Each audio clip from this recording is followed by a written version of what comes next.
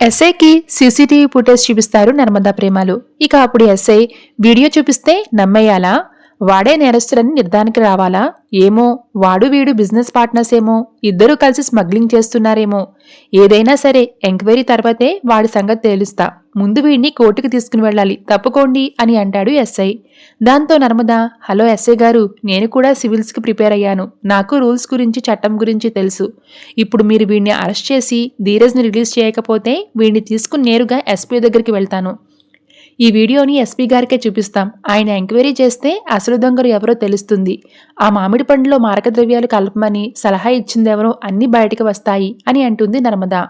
దాంతో ఎస్ఐ తన గురించి ఎక్కడ బయటపడిపోతుందోనని ఆలోచనలో పడతాడు. ఈయన ఇక వినేటట్లు లేడు, కానీ పద ప్రేమ ఎస్పీ ఆఫీసుకు పోదాం అని అంటుంది నర్మద. దాంతో కంగారు పడిన ఎస్ఐ, ఆగండి మేడం అంటూ ఆ రౌడీ కాలర్ పట్టుకుని, వీళ్ళ కారులో మారకద్రవ్యాలు పెట్టింది నువ్వేనా అంటూ 4 పీకుతాడు.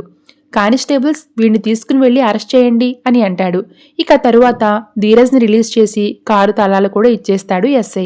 ఇక ప్రేమ ధీరజ్ని పట్టుకుని ఎమోషనల్ అవుతూ కన్నీళ్లు పెట్టుకుంటుంది. ప్రేమ చేతికి ఉన్న గాయాన్ని చూసి ఏమైందే అని కంగారు పడతాడు ధీరజ్. నీకోసం మీ ఆవిడ చిన్న సైజు యుద్ధమే చేసింది ధీరజ్ అని చెప్తుంది నర్మద. నువ్వు ఒట్టి పిరికిదానివి అని అనుకున్నా, నీలో చాలా ధైర్యం ఉందే అని ధీరజ్ అనేసరికి, నర్మదా అక్క పక్కన ఉంటే ఆటోమేటిక్గా ధైర్యం వచ్చేస్తుంది అని అంటుంది ప్రేమ. థ్యాంక్ యూ వదిన అని ధీరజ్ అంటే, బాబూ మేం పెట్టింది వేరే కాపురం మాత్రమే, థ్యాంక్స్ చెప్పి ఇలా వేరే వాళ్ళు చేయొద్దు అని అంటుంది నర్మద. రామరాజు కోడళ్ళు అనిపించుకున్నారమ్మా, చాలా గర్వంగా ఉంది అని రామరాజు అంటాడు.